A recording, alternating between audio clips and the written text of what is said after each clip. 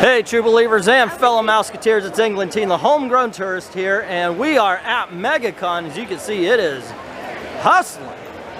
Busy day, even though it's a Sunday. A lot of people dressed up in some awesome costumes. We're going to check that out.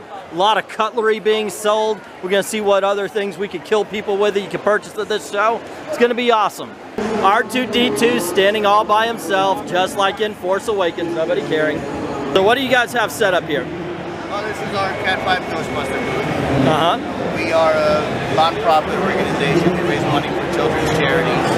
Okay, and you've got something with a Shark Con here where you can come and meet Ernie Hudson, of course, one of the Ghostbusters. Yep. If you don't mind my saying so. This event will happen July 13th and 14th at the Florida State Fairgrounds in Tampa. Oh, okay. Cool, cool. Ernie will be there all day Saturday and for a couple hours on Sunday. Alrighty. Awesome. Well, thank you for filling us in. Want to take one? Are you or are you not afraid of no ghosts? Definitely not. Yeah. Have you seen any ghosts recently? I have not, sir. You guys are doing a great job. You are welcome. Thank you.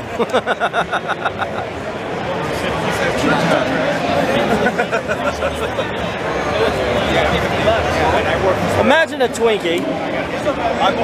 Just be careful, they're kind of crabby. There's no Wi-Fi.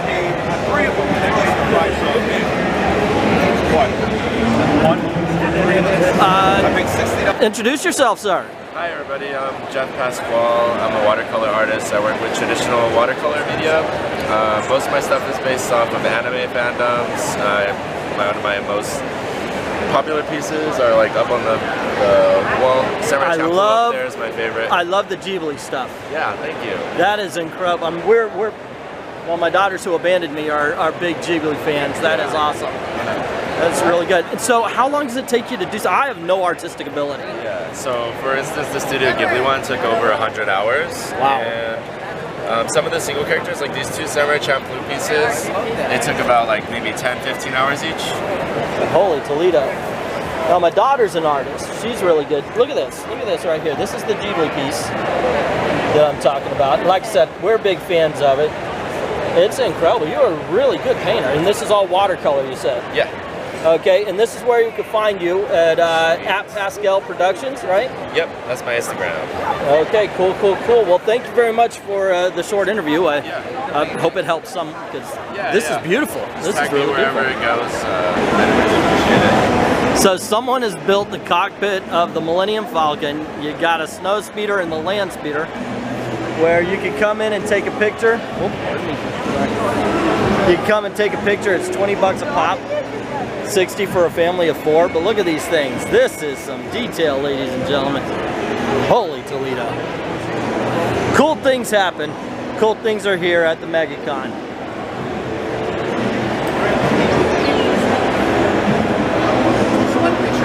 Gabriel Hansbrough, is this you?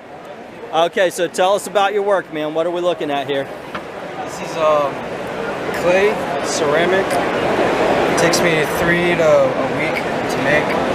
3 weeks? Yeah. To make its clay. 3 days or a week. 3 days or a week to make its clay and ceramic. And airbrush for the paint. And the paint is airbrush. And these are, so obviously, as you said, one of a kind. So, Kind of original. There you go. Wow, that is some really good detail. I like the coloring on the face of the Phoenix. That is done very well. Yeah, the Phoenix and the Red Hulk are getting a lot of attention. Yeah, like I said to my daughter, I wish I had the 300. That is just excellent work. It's his first convention, his first public exhibit. Pricing we weren't too sure of. One guy, I don't know how much he knew, but he said this, normally you wouldn't find something like this for less than $700. Yeah, when in the, like if you go to a comic book shop, I've seen statues that big going for that much. Yeah, so now it makes me want to kind of look at his pricing and see where we're at. But I would guess you figure out how many are you going to sell. Right. And if you're selling them at 3, then yeah, obviously. Of course, it's a few this weekend, so awesome. We're pretty happy for his first exhibit. I wish I was rich enough to get one, because I would definitely own that Phoenix. This right here just amazing. Look at that. And it's Hansbrough Studios on Instagram. Okay, it's Hansbrough. Hansbrough Studios on Instagram. And here's the contact information right there.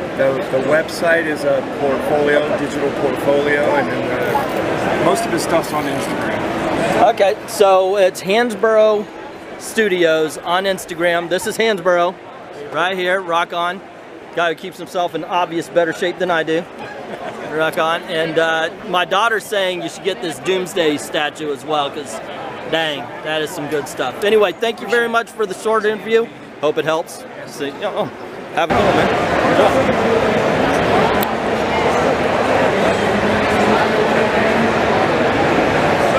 He looks like Dennis Miller. Okay, one thing I'm learning here is that Tom Welling's dang. Please don't take pictures from the line. Oh, okay. Sorry, no pictures. All right. Yeah, of course. Maker Let me just FX. take everything off.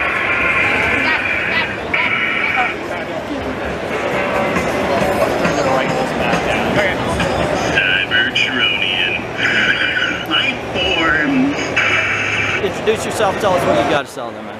Great, my name is Wes Clark. I'm a filmmaker and comic book creator.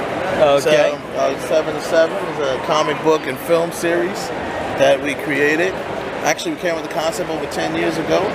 Okay. What is the concept? What are we talking about? The concept is based around 7 assassin characters that work for the government, and they were put together to hunt down and neutralize humans with extraordinary abilities. Alrighty, so this is actually a superhero hunting group of sorts, or supervillains. But they have no superpowers. They just have advanced weaponry and stuff like that. Okay, and Jack Spinks, is that the name of the actress or the character? That is the character. She is the head assassin. And the 7 to 7 series tells the backstory of all the characters. Okay, now you said you're a filmmaker. Where can we find this? Oh, www.7to7.com, and that's, you would have to spell out, it's the number 7, and then you spell out 27.com. Alrighty. And that's how you find the film. Okay. There's a little snippet, well, that's just some shots, some screenshots of it, of the actual film right So how there. did you finance this? Is it self-financed? All the way through, from the film to the comic book. Now, I cannot help but think, and I am surprised you haven't brought this up, but this picture right here looks quite a lot like the young lady standing next to you. And I've got my camera on you. You're a handsome man. Yeah, thank you. Thank you. And if you pardon my attitude here, but damn. Okay? Seriously? You gotta let her do the speaking. Look at this. So you are playing Jack Spinks here, hey? Well, she's actually cosplaying as Jeddah. Oh, she's cosplaying as Jeddah. Alrighty. Exactly. Are you in the film there? You're just doing the cosplay and you're out here to push. Alrighty, rock on. Sounds good, right? Okay, so here we go, gang. 7-7. Check it out. I'll have all the information and descriptions below as well. And gentlemen. Hold on, I would say, I'm not sure if he said this already, but harmless plug.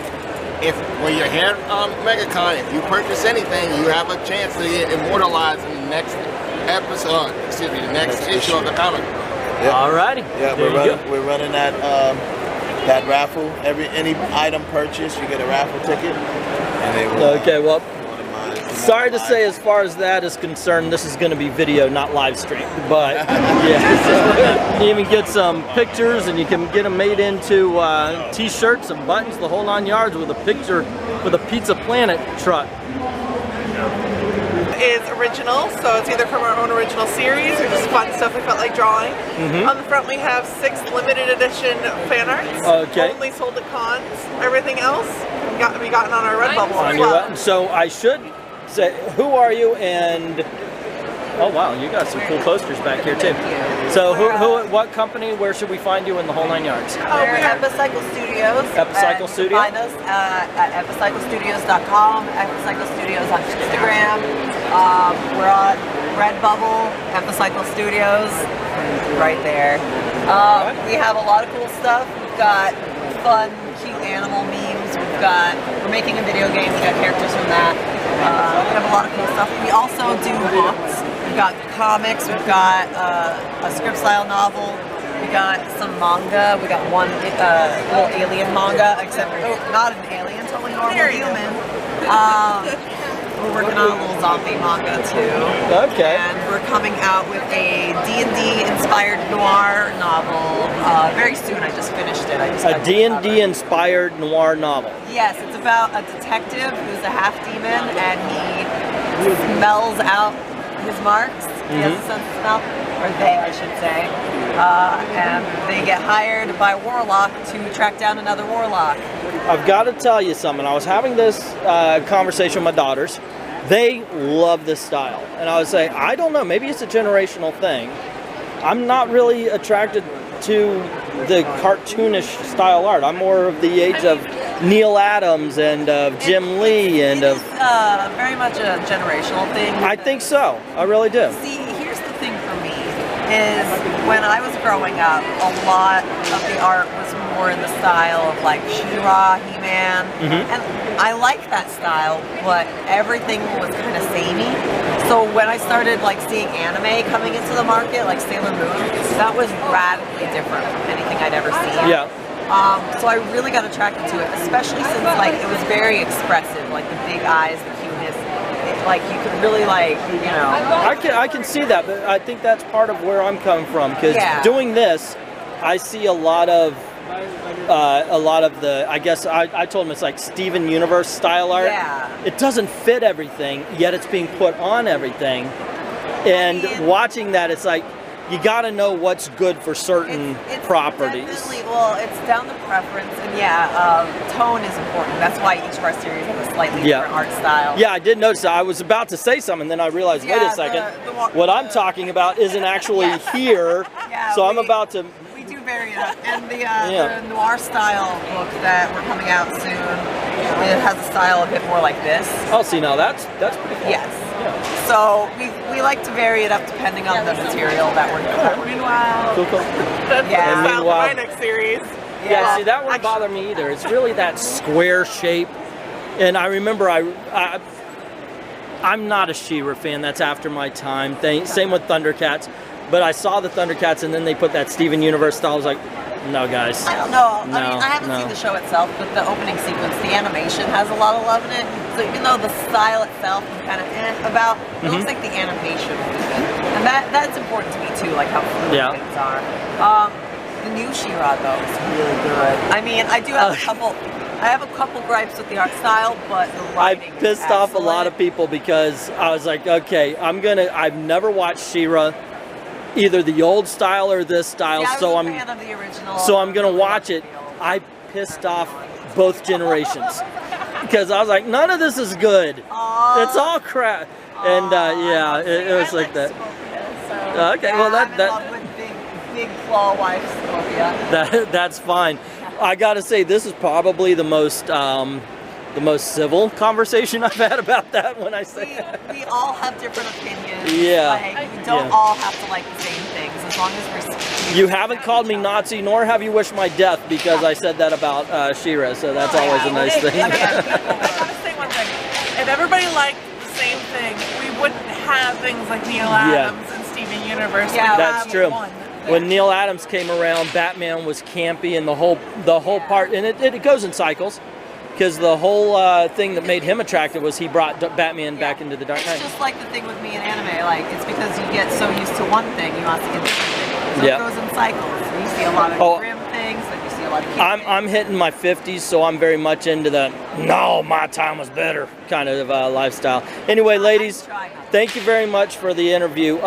Once again, where can say the name and your Epicycle Studios. You can find us at epicyclestudios.com, and we have a Redbubble as well, so all of our original stuff you can get on shirts and all sorts of fun stuff. Alrighty, cool. Thank you. So I decided it's time for me to go shopping, and found out that there's not a lot of comic books at this comic book convention.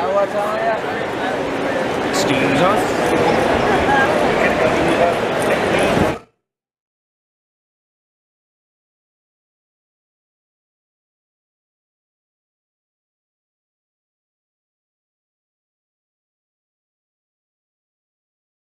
There you go, gang. This is actually the first part of the Artist Alley section where I was walking around trying to get interviews with people who were just trying to make their own stuff. You know, just like the Indiegogos, these are the independent comic book creators. So by all means, please go on over to their websites and check out what comic books, what statues they might have, or whatever it was that they were pushing and hawking at the time. It was really cool. A lot of people just talking about comic books. A lot of people with different political beliefs even and everything. It was really sweet, really cool to talk to them. This is from the cosplay video that I did, so by all means, if you haven't checked it out yet, go on over and do that as well after this is over. Don't forget to click like, share, subscribe, hit that notification bell if you haven't done it already. Go on over to Patreon and Ko-Fi, drop $1 in the till, help support the channel, or we have an Amazon store. You could go that way, and if any purchase you make through that helps the channel out as well. I'd like to thank everybody who's already done that, and to everyone, all of the true believers, thank you very, very much for watching.